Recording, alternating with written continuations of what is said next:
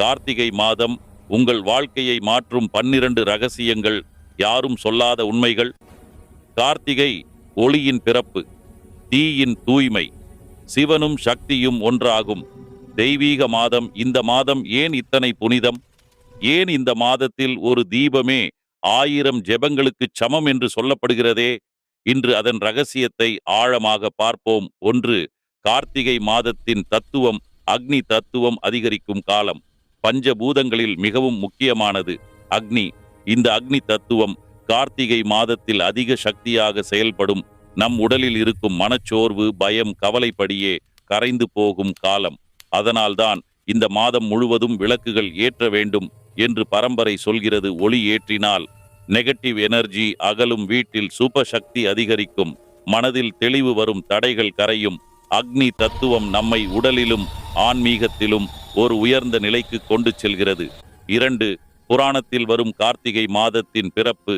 பிரம்மா மற்றும் விஷ்ணு இடையே யார் பெரியவர் என்ற விவாதம் எழுந்தபோது சிவபெருமான் அனந்த ஜோதி ஸ்தம்பமாக எங்கும் பரவிய ஒளியாக பிரத்யட்சமானார்.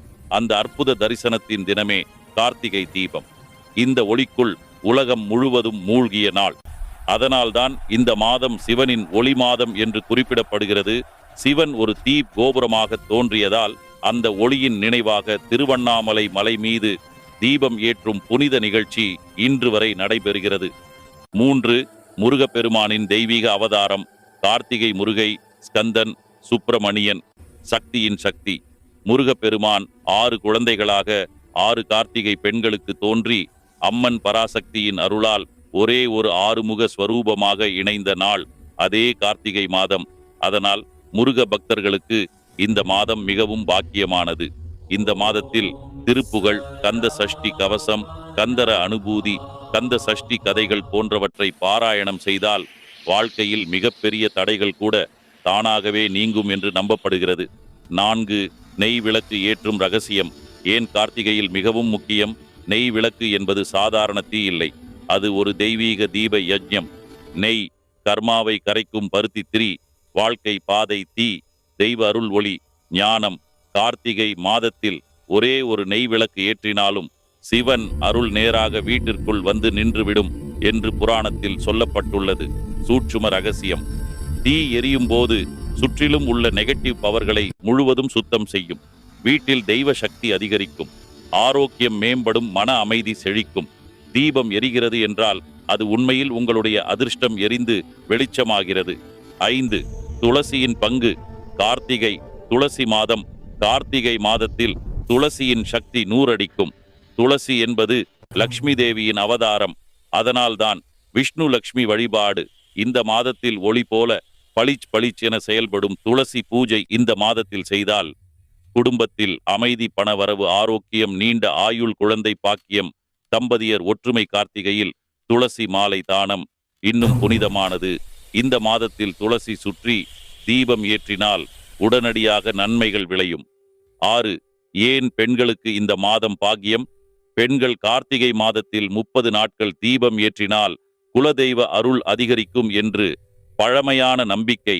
பெண்களின் கைகளில் ஏற்றப்படும் தீபம் வீட்டில் பாசம், சமாதானம், ஆரோக்கியம், வளம் என்ற 4 முக்கிய அம்சங்களையும் நேராக கொண்டு வரும். அதனால்தான் இந்த மாதத்தை பெண்களின் சக்தி மாதம் என்றும் சொல்கிறார்கள். 7, கார்த்திகை தீபம். திருவண்ணாமலையின் ஜோதி சுவாமி. திருவண்ணாமலை மலை ஒரு மலை அல்ல, சிவபெருமானின் தீ வடிவ சுயம்பு. கார்த்திகை தீபம் ஏற்றப்படும் அந்த நொடி மலைதானே சிவலிங்கமாக மாறி ஒளி வீசுகிறது. அந்த தீபத்தை பார்க்கும்போது நமது வாழ்க்கையின் இருள், பாவம், துன்பம், மனக்கவலை, கடன், நோய் எல்லாம் சிவனின் ஜோதியில் கரைந்து போய்விடும்.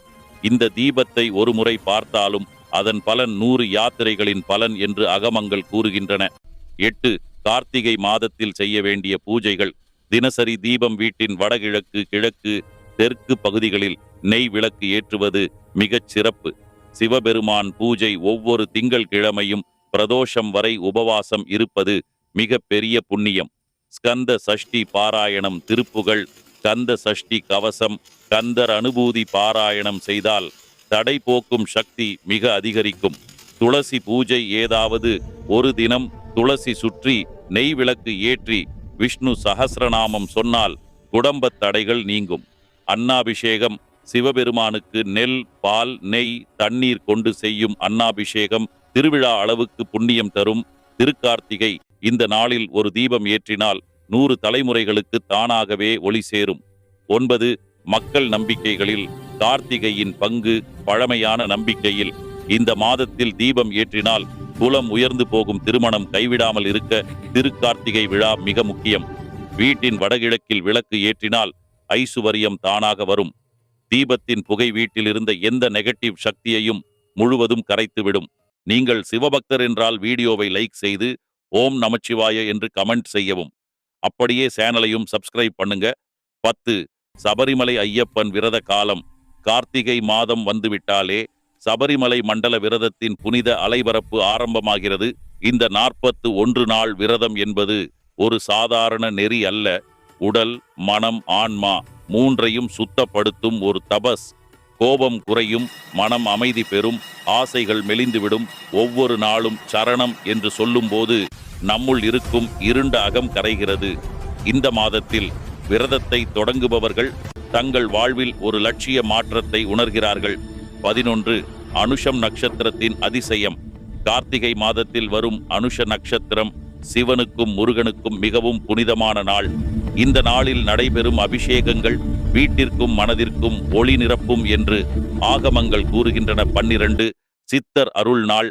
உயிர் அக்கினி எழும் காலம். கார்த்திகை மாதம் என்பது சித்தர்கள் தங்கள் ஆன்மீக சக்திகளை உலகில் பரப்பும் காலம். பூமியின் காந்த அலைகள் மாறும் இந்த நாட்களில் தியானம் ஆழமாகும், சுவாசம் தானாக நீளும், மனம் பிரகாசிக்கத் தொடங்கும். சித்தர்கள் உயிர் அக்கினி எழும் நேரம் என்று குறிப்பிட்ட இந்த மாதத்தில் யோகிகள் மௌனம், தியானம், குறைந்த உணவு போன்ற சுத்த சாதனைகளை மேற்கொண்டார்கள். கார்த்திகை தீ போலே உயிரில் ஒளி எழும் நாள் என்ற சித்தரின் வரிகள் இதன் முக்கியத்துவத்தை காட்டுகிறது. கார்த்திகை மாதத்தில் செய்யக்கூடாதவை சண்டை, கோபம், தகராறு. இந்த மாதம் தீபத்தின் ஒளியைப் போல் மனம் சுத்தமடையும் காலம். கோபம் இந்த ஆன்மீக ஆற்றலை தகர்க்கும். அதிக உணவு தேகம் சோர்வதற்கு வழிவகுக்கும் பழக்கங்கள். இந்த மாதம் லேசான சுத்தமான உணவு ஏற்றது. அதிகம் சாப்பிடுவது பிராண அலைகளை குறைக்கும். வீடு இருட்டாக குப்பையாக வைத்திருப்பது. கார்த்திகை மாதம் ஒளியின் காலம். காலை மாலை விளக்கு ஏற்றி வீட்டை சுத்தமாக வைத்திருக்க வேண்டும். மரபு வழக்கங்களை அலட்சியம் செய்வது. சிவபூஜை, முருகன் பூஜை, விளக்கு ஏற்றுதல் இவை அனைத்தும் இந்த மாதத்தின் ஆன்மீக சக்தியை ஏற்றும். தேவையில்லாத பயணம், இரவு கால அலைச்சல். இந்த காலத்தில் உறக்கம் குறையக்கூடாது.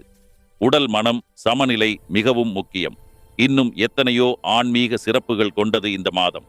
கார்த்திகை மாதம் என்பது ஒரு காலண்டர் மாதம் அல்ல. இது ஒளியும் அறிவும் உயிரும் எழும் பரிசுத்த காலம். சிவனின் ஜோதி வடிவமும் முருகனின் வீர சக்தியும் ஐயப்பனின் தபஸ் ஆற்றலும் நிறைந்த ஒரு அற்புதமான மாதம். இந்த மாதத்தில் ஒரு விளக்கு ஏற்றினாலும், ஒரு ஓம் நமசிவாய் சொன்னாலும், ஒரு சரவண பவா உச்சரித்தாலும் அந்த அதிர்வு நம் வாழ்க்கையில் வழி திறக்கும் சக்தியாக மாறுகிறது. ஓம் நமசிவாய சரவண பவா. சுவாமியே சரணம் ஐயப்பா. ஆன்மீக புரிதலில் ஹலோ சந்திரன்.